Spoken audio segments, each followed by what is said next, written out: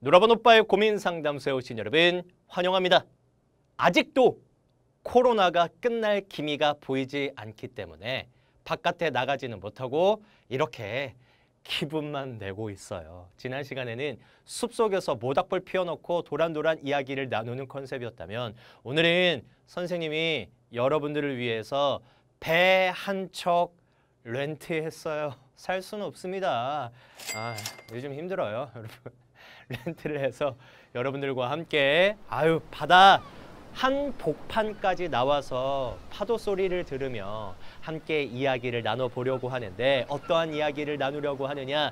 바로 복습과 관련된 이야기를 하려고 합니다. 이제 또 중간고사가 얼마 남지 않았기 때문에 선생님 중간고사 대비 어떻게 해야 됩니까? 어떤 식으로 복습해야 합니까? 그런 것들을 물어보는 친구들이 워낙 많았어서 선생님이 그 복습하는 방법에 대해서 간단하게 설명해 드리려고 합니다. 일단 우리가 복습에 대해서 좀 더 구체적인 방법을 알아가기 전에 가장 기본적으로 전제해야 되는 이야기가 있는데 그게 바로 뭐냐면 사람의 몸에 시스템이야. 내가 어떤 논문을 하나 봤어요. 그 논문에서 사람은 24시간 동안 기억하게 된다. 24시간이 지나면 조금씩 그 기억력이 희미해진다라고 이야기를 하더라고요. 그 일환으로 우리 남학생들 열심히 근력 운동을 하면 그만큼 근력 운동한 만큼 근육이 생깁니다. 몸이 좀 더 커져요. 그런데 그 커진 근육이 24시간 간다는 거예요. 24시간이 지나면 그때부터 이전의 몸 상태로 돌아가려고 한다는 거예요. 그러니까 이 근력조차도 24시간 기억력에 어느 정도 해당이 된다는 거지. 그러면서 제안했었던 운동 방법 중에 하나가 바로 뭐냐면 24시간이 되기 전에 운동을 하고 어느 정도 근력 근육이 생기고 난 24시간이 지나기 전에 한 번 더 운동을 하게 되면 계속해서 내 몸이 커진 근육이 나의 것인 줄 알고 그걸 기억하게 된다는 거야. 우리의 뇌도 마찬가지입니다. 무엇을 배웠어? 무엇을 익혔어? 무엇을 외웠어? 그걸 계속해서 오랫동안 지속하고 싶다면 24시간이 지나기 전에 한 번 더 반복하는 것이 중요하다는 거죠. 그러니까 여러분, 우리의 이 복습 방법의 가장 기본은 바로 뭐라는 거야? 절대 24시간을 넘기면 안 된다. 그것이 가장 핵심이면서 기본이라고 보시면 되겠습니다. 자, 그렇다면 조금 더 구체적으로 어떻게 복습을 해야 되는지 설명해 드리도록 할게요. 일단 우리가 공부라고 이야기하는 그 개념 속에 인터넷 강의를 듣는, 수업을 듣는 그 시간은 해당되지 않는다고 보는 것이 맞아요. 여러분들이 선생님 저 오늘 뭐 3시간 공부했어요, 4시간 공부했어요 라고 이야기를 하는데 그래 어떻게 공부했어? 내 인터넷 강의 3시간, 4시간 들었어요. 여러분 그건 공부가 아니에요. 그냥 들은 거야. 그건 진짜 내 것이 됐다라고 절대 볼 수 없어요. 절대. 그렇다면 어디에서부터 공부가 시작된다고 볼 수 있을까? 바로 복습하는 데서부터야. 자, 그러니까 내가 오늘 인터넷 강의 수업을 들었어. 그러면 언제 복습해야 돼? 24시간 지나기 전에 복습을 하는데 첫 번째 복습은 내가 수업을 들었었던 것보다 훨씬 더 많은 시간을 투자해서 복습해 주셔야 됩니다. 내가 만약에 오늘 인터넷 강의를 40분 들었다면 적어도 80분 정도 복습하는 시간을 투자해서 공부해 주셔야 돼요. 왜 그렇게까지 시간이 많이 들 수밖에 없냐면 여러분 잘 기억해. 첫 번째 복습할 때는 물음표를 계속 스스로에게 던져야 해. 예를 들자면 선생님하고 나하고 임원영이하고 오늘 시를 배웠어. 그런데 임원영이가 그 시 구호 중에 진달래꽃이라는 시어가 나왔는데 그 진달래꽃이라는 시어의 의미가 이렇대. 그러면 여러분 그걸 그냥 무조건적으로 받아들이면 안 된다는 거예요. 왜? 왜 진달래꽃이 과연 이러한 의미가 될 수밖에 없을까? 임원영이는 어떠한 근거를 들어서 진달래꽃이 이러한 의미가 된다고 설명했을까? 스스로에게 계속해서 물음표를 던져야 돼요. 그건 국어뿐만이 아니라 수학도 마찬가지야. 이러한 공식을 배웠어. 이러한 공식은 이러한 문제에 적용하면 된다고 들었는데 내가 이 공식을 외우고 이 공식을 이 문제에 적용하려고 하다 보니까 이 공식과 이 문제가 어떠한 연관성이 있는지 잘 이해가 되지 않아. 그렇다면 어떠한 연관성이 있는지 스스로에게 계속해서 되물어 가면서 그 연관성을 찾아가야 된다는 거야. 그건 사회도 영어도 과학도 다 마찬가지입니다. 무조건적으로 받아들이면서 공부를 하게 된다면 여러분 너무 1차원적인 공부가 될 수밖에 없어. 그건 여러분들에게 한 80점대 이상의 점수밖에 줄 수가 없어요. 그런 공부는 적어도 90점 이상 최상위권으로 올라가기 위해서는 계속해서 스스로에게 본인에게 물음표를 던져야 된단 말이야. 나 임원영이를 너무 믿지 마. 내가 이러한 의미라고 한다고 해서 그냥 그게 맞겠거니 무조건 외우자. 너무 위험한 공부 방법이에요.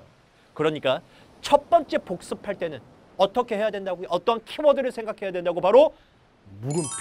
스스로 납득이 될 때까지 그때까지 스스로를 설득해야 돼요. 그게 바로 첫 번째 복습. 그러려면 당연히 수업 들었던 시간보다 더 시간을 투자할 수밖에 없겠죠. 두 번째 복습은 역시나 첫 번째 복습을 하고 난 24시간 이전에 이루어져야 합니다. 선생님이 분명히 이렇게 이야기했어요. 여러분들은 이제 복습하는 방법을 배웠고 알았음에도 불구하고 실천하지 않으면 선생님 공부하는 거 어려워요. 선생님 뭐 잘 안 외워져. 이런 투덜투덜은 하면 안 된다는 이야기인 거예요. 알겠지? 자, 두 번째 복습은 첫 번째 복습했었던 것보다는 훨씬 더 시간을 덜 투자하셔도 됩니다. 내가 만약에 40분짜리 수업을 들었다면 두 번째 복습은 40분 안짝으로 끝내셔도 돼요. 자, 그렇다면 두 번째 복습에서 여러분들이 해주셔야 되는 건 바로 뭐냐면 전체적인 흐름이에요. 첫 번째 복습에서 나무를 봤다면 그 구체적이고 자세한 내용에 초점을 맞추셨다면 두 번째에서는 전체적인 맥락과 흐름을 살펴봐 주셔야 돼요. 앞서 말씀드렸다시피 국어에서 시를 배웠다면 전체적인 시어의 의미, 표현 방법들을 첫 번째 복습 때 다 익혔을 것 아니겠습니까? 그렇다면 두 번째 복습할 때는 처음부터 끝까지 내가 지난 시간에 복습했었던 것들이 어떠한 흐름으로, 어떠한 순서로, 어떠한 맥락으로 전개가 되며 그래서 작가가 궁극적으로 전달하려고 했었던 것이 무엇이냐? 혹은 이번 단원에서 가장 중요한 핵심이라고 이야기했었던 것이 무엇이냐. 그런 것들을 정리하시고요. 서술형 정리하시면 됩니다. 만약에 과학이라고 한다면 지난 시간에 배웠었던 과학적인 개념들, 이론들 다 구체적으로 외웠을 거야. 자, 그렇다면 두 번째 복습할 때는 전체적인 그 원리의 흐름을 살펴봐 주셔야 된다고요. 원리의 흐름을 살펴봐 주시고요. 그 원리의 흐름 중에서 가장 핵심적인 것이 무엇인지 다시 한번 살펴봐 주시고 외워주시고요. 서술형이 무엇이 어떤 식으로 나올지 선생님들이 다 가르쳐 줄 거 아니야. 과학에는 저기 누구 선생님 있어? 안현정 선생님, 뭐 김설 선생님, 곽신 선생님, 저기 무슨 정렬 선생님, 김중렬 선생님. 여러분 나하고 다른 과목 선생님들 내가 요 정도까지 성함들을 외우고 있는 거면 대단한 거 아니겠습니까? 기분 나쁘게 생각하시지 마시고요. 어찌됐든 그 선생님들이 어디에서 서술형 나올지 다 가르쳐 주실 거 아니에요. 그런 것들을 두 번째 복습할 때 한번 파악해 보시는 거예요. 다음 이제 마지막 복습이에요. 세 번째 복습. 이것도 역시나 24시간 지나기 전. 그러니까 두 번째 복습을 한 후에 24시간이 지나기 전에 복습해 주시면 돼요. 마지막 세 번째 복습은 여러분 10분 안짝으로 끝내셔도 됩니다. 자, 마지막 세 번째 복습에는 어떠한 생각을 하면서 복습하면 되냐면 내가 배웠었던 그 내용들을 만약에 친구에게 설명한다. 친구에게 수업한다.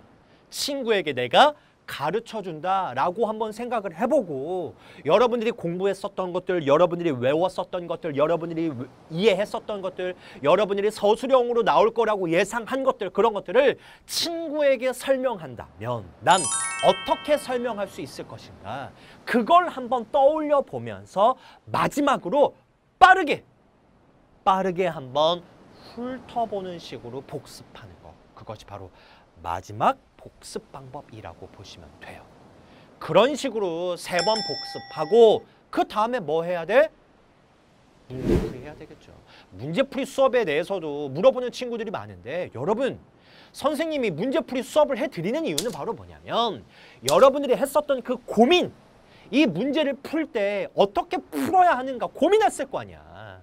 그 고민이 과연 올바른 고민이었는지, 올바른 과정으로 옳게 풀었는지 처음부터 끝까지를 설명해 드리는 게 선생님 문제풀이 수업이에요. 선생님 문제풀이 수업을 통해서 결과만 보려고 한다면 안 듣는 게 그냥 더 나아. 선생님이 문제풀이 수업할 때 여러분들에게 늘 말씀드리는 핵심 포인트가 바로 뭐야? 그게 바로 뭐냐면, 얘들아, 이런 건 이러한 문제 유형이다. 이 문제하고 똑같이 시험엔 안 나올 거지만 이 문제 유형과 비슷하게는 나올 테니까 이러한 문제 유형을 어떻게 풀어야 한다, 그 문제 푸는 방법을 문제풀이 수업에서 말씀드린다는 거예요. 그러면 여러분들은 그 문제풀이 수업을 듣기 전에 뭘 해야 되겠어? 당연히 고민해서 이 문제를 어떻게 풀어야 되는지, 이러한 문제 유형은 어떻게 해결해야 되는지 여러분들이 생각을 많이 해와야 되는 것 아니겠습니까? 그런데 문제를 풀지도 않고 그냥 무턱대고 문제풀이 수업을 들어. 나하고 같이 그 자리에서 풀려고. 안 돼요. 먼저 고민하고 문제를 풀어와야 해. 그런 다음에 내가 이러한 문제 유형을 풀 때 어떠한 오류가 있었는지 거기에 초점을 맞춰서 문제풀이 수업을 들어줘야 된다는 거야. 그리고 문제풀이 수업을 다 들은 다음에 역시나 또 왜 맞췄는지, 왜 틀렸는지, 맞힌 것도 봐야 돼. 왜 맞췄는지, 왜 틀렸는지를 피드백해 주셔야죠. 그렇게 해준다면 여러분 100점 만점 못 받을 수가 없습니다. 그렇게까지 했는데 100점 만점 못 받으면 나 찾아와요. 선생님한테 찾아와. 내가 어떻게든 여러분 과외를 시키는 한이 있더라도 어떻게든 100점 만점 받게 해줄 테니까, 그렇게까지 했는데도 안 됐다, 찾아오시라고요. 이렇게까지 강하게 말씀드리는 이유는 이렇게 다 100점 만점 받을 수 있는 과정이 있는데 안 해놓고서 선생님 왜 좋은 점수 못 받는지 모르겠어, 이렇게 이야기를 하니까 내가 답답한 거야. 야, 오늘 내가 너무 화냈냐? 아, 미안하다. 그래서 시험을 얼마 남겨두지 않은 여러분들에게 좋은 하나의 팁을 좀 드리기 위해서 이렇게까지 좀 세게 강하게 말씀드린 거니까 이해해 주시고요, 양해해 주시고요. 어떻게 이 파도소리? 파도소리, 바다의 파도를 이야기하려고 했는데 파도소리라고 이야기를 했어요. 파도소리를 들으면서 함께 여러분들의 성적을 올리기 위한 이야기를 도란도란 나누어 봤는데 어떻게 즐거우셨는지 모르겠어요. 마지막으로 선생님이 여러분들에게 바다와 어울리는 노래 하나 좀 불러드리면서 마쳐보려고 합니다. 우리 바다 하면 또 빼놓을 수 없는 노래 있죠. 여수밤바다. 여수밤바다, 여수밤바다, 나는 지금 여수밤바다. 네.